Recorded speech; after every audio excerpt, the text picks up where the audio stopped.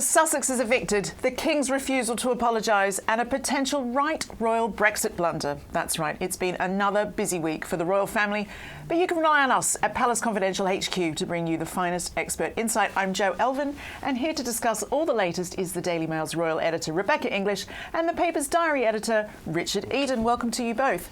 Now, we will get to Game of Homes, see what I did there, in a bit, but first, Rebecca, I wanted to talk to you about how the King found himself first in another political storm this week.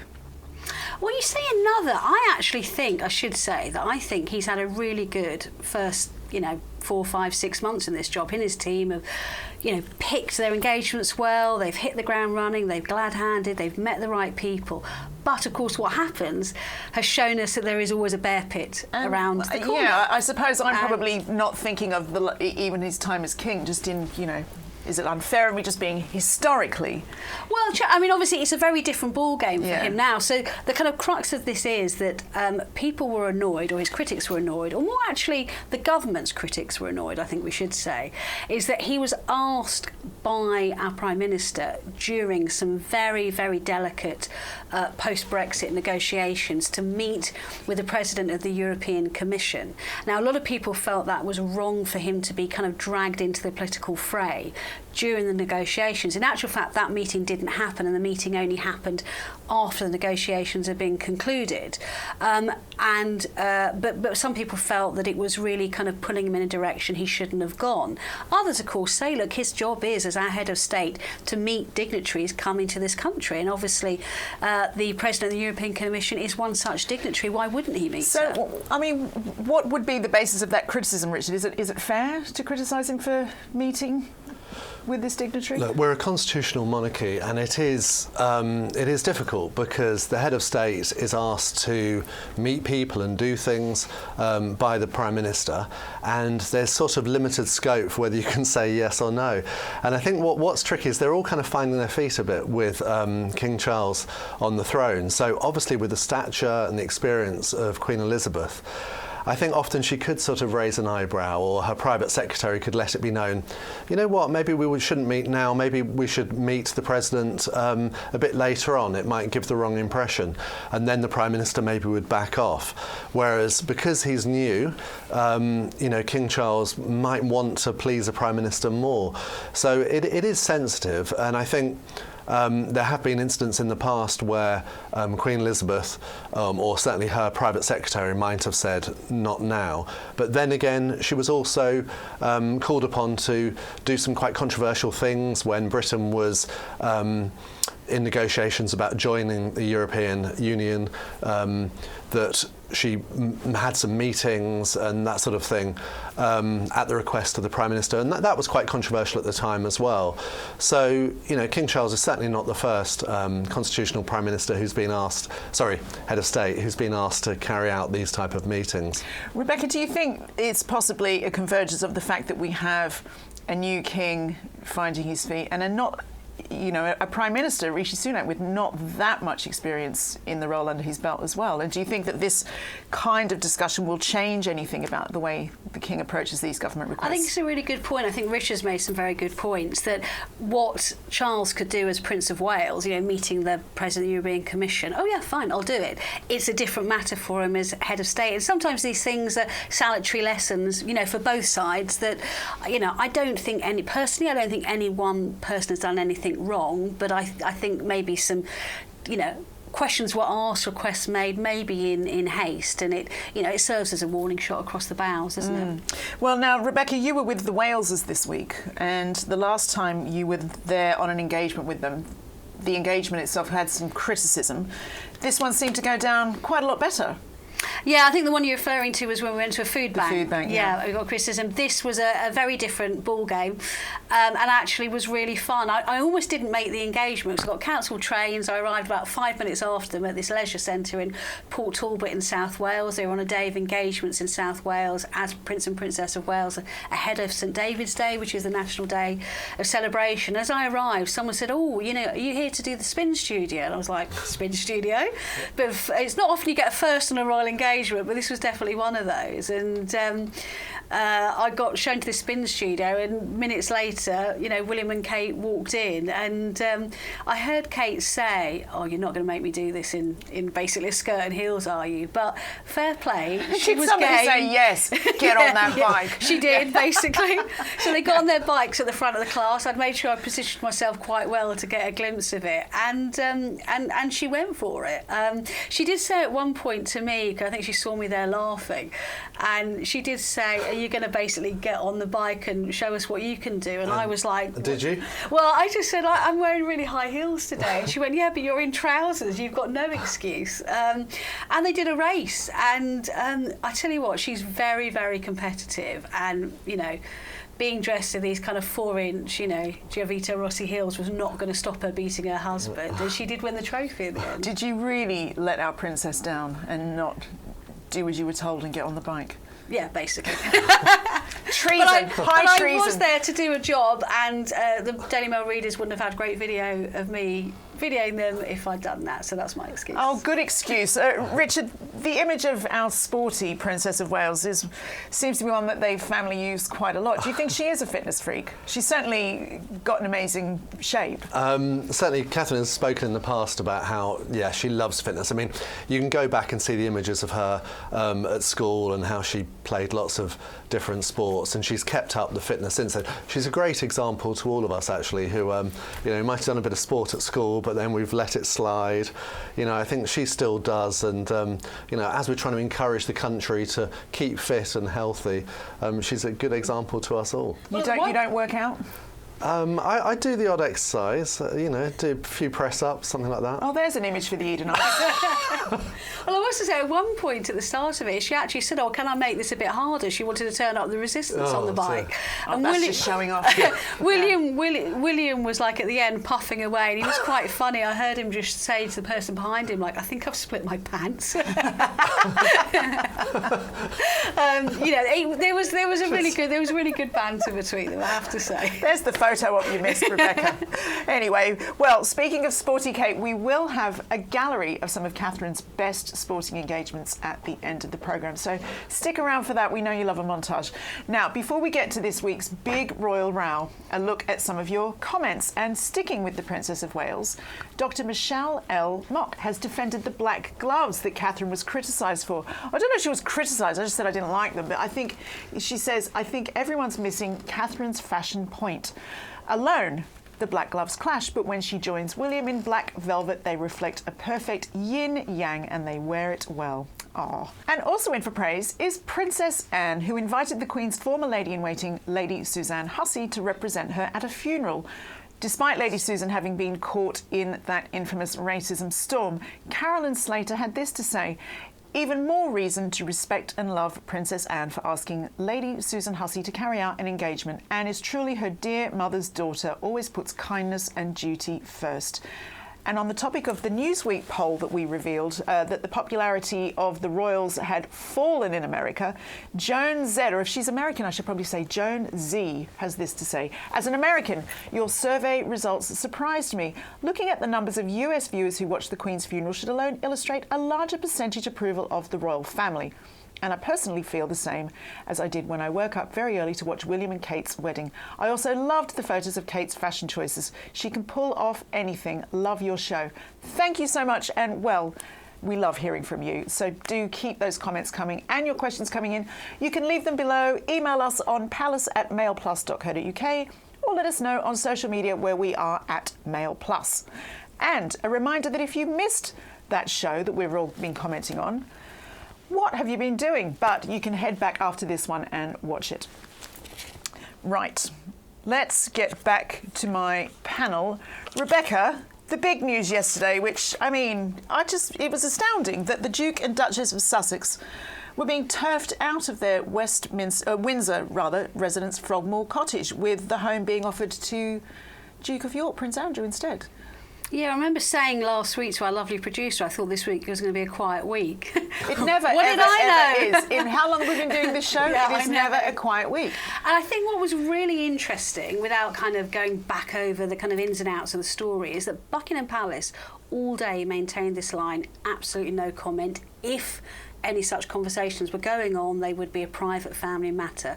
The minute America woke up, bang, the Sussexes spokesman went on the record and confirmed that the story was true. I must admit, that did make me wonder if the What's story had going on come here? from a sort of Sussex source, you know? I don't think it did, but I think what it does show us is how angry they are about it and how shocked they were that it happened. Wow. So, I mean, for all the talk of being much loved members of the family, Richard, this does seem a decisive and really sudden, cold move. Well, I'm not sure it was that sudden. I mean, they've been given plenty of notice, so they've got to move their things out. I think it's by June, so after the coronation. And apparently they were told in January. It just happened to coincide with the publication of Prince Harry's memoir, Spare. So I think we can probably assume that the two things might be connected. But I mean, this reaction I'm hearing from sort of, Harry and Meghan's cheerleaders, they're so shocked, they're so surprised. What on earth did he expect? I mean, my goodness, if I started writing a book about how dreadful my family were, and then doing a TV programme stretched over weeks for, insulting them day after day, I would expect some sort of reaction. You would be evicted from one of your family's houses. Yeah, they might cut off my pocket money or whatever. And the fact is, they had this lovely property, and it's a special arrangement. It's a really, it's an honour to have it, and they weren't using it obviously for the vast majority of the year anyway.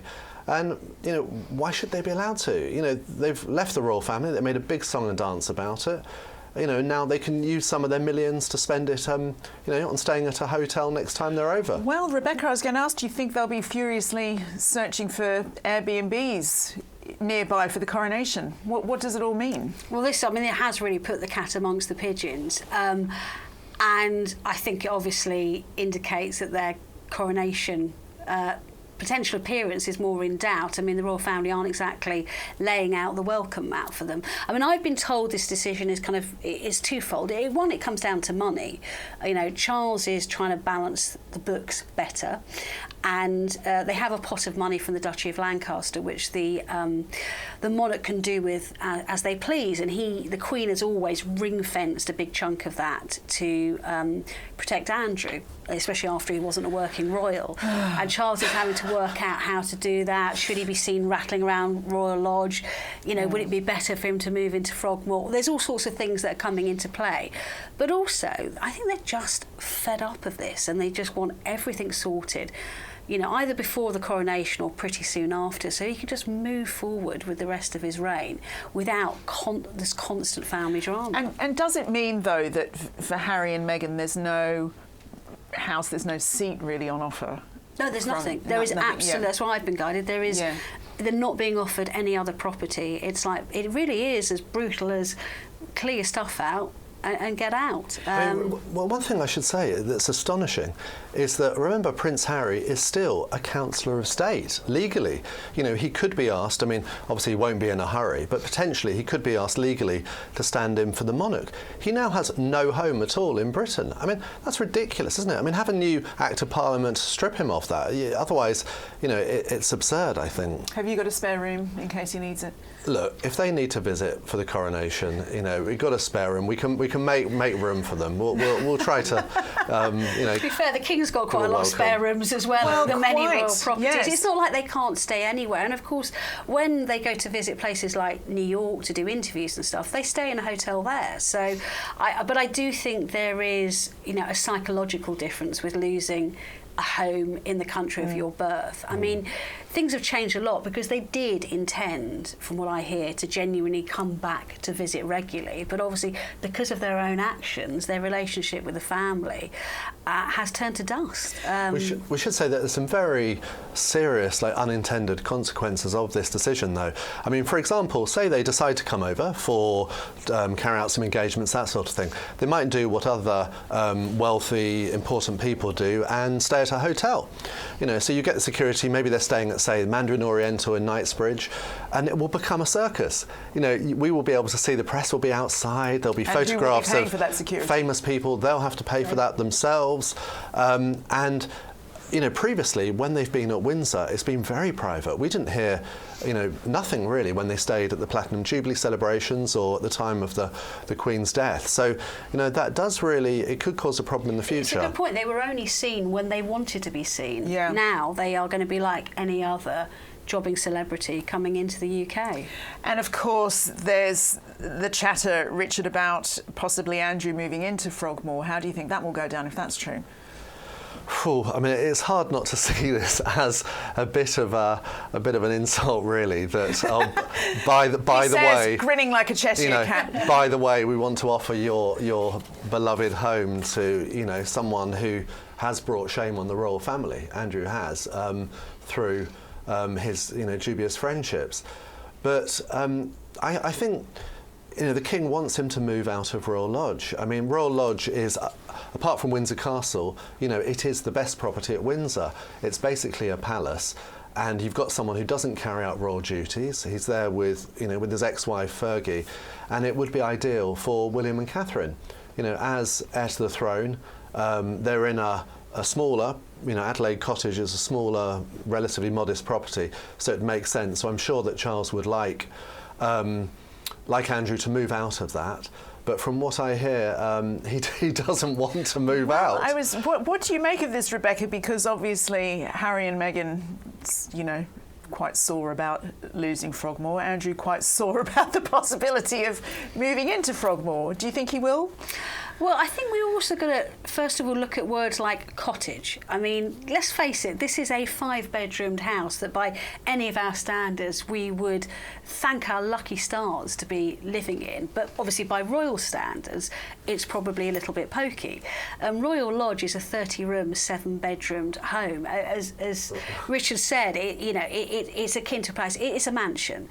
Andrew and Fergie, occupy separate wings in this house. I mean, will they have to go to Frogmore and share a Jack and Jill bathroom? I mean, yes, maybe that might, sort of like put a different perspective on the harmonious post-marriage. Well, I'm going to say, yeah. I mean, there's one thing having a warm relationship with your ex and being able to get to a different part of the house. But Frogmore Cottage before was separate houses when it was servants' quarters, so they could put up a wall again, and make it into separate properties for Andrew and Fergie. At a very low cost to the taxpayer, I'm sure. But I think another point to make is that, putting Andrew's shame and disgrace to one side, his daughters have grown up and left home and have got families on their own. He is rattling around in a 30-room house, and there's a lot of empty nesters. We know of friends of parents who've had to downsize once their children leave home. Why should he be any different? Just because he's a member of the royal family. Do you think, Richard, that it's fair to say that how he handles these issues will tell us a lot about what sort of monarch our king is going to be? I really do, yeah. And there's been quite a lot of briefing that, he's not vindictive or, giving the reasons why the King's doing this.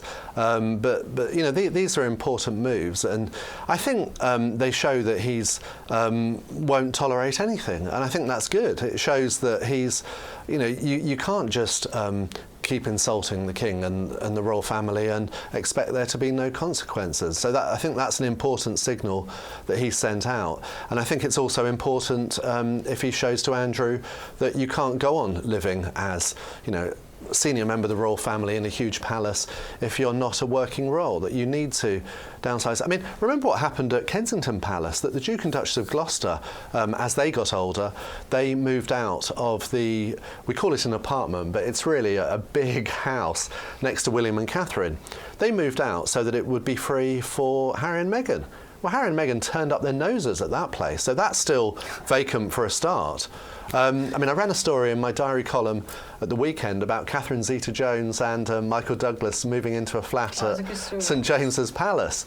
So, come on, there's a few spare properties. Why not, Tom Cruise next to William and Kate at Kensington Palace. And they are having to rent out these properties now because part of the attempts to make the monarchy more self-sufficient. So they are renting out places all amongst the place, but they have to be very careful about the clientele they bring in because of all the security implications. Well, it's the new Mission Impossible, getting Prince Andrew out of Royal Lodge. Yeah, I don't think I'll pay a full-price cinema ticket for that one. But Rebecca, this all links very interestingly to a story of yours that got a lot of attention at the weekend, that despite Harry's public desire and sort of like ranting and stamping for an apology from his family, he's not getting one. He ain't going to get one, no. I think this is really interesting because I think it does, give us a very good glimpse on the psyche and the psychodrama of what's playing out behind palace walls, and that I have been told by really impeccable sources that Charles and William are just not in the mood to pander to him now. Charles would still like a relationship with his son. He's still happy to talk to him, although I've been told they haven't spoken for weeks, if not months. William is adamant he doesn't want to talk to him at the moment. He's got nothing to say to him. He feels very bruised and angry by what's happened, particularly at Harry's criticism of his wife, who he felt did nothing but, embrace her brother-in-law and make him part of the family. Of their family, as well as the wider family. And people are saying to me, well, what have the family got to apologise for? As the Queen said, the late Queen Elizabeth, recollections may vary.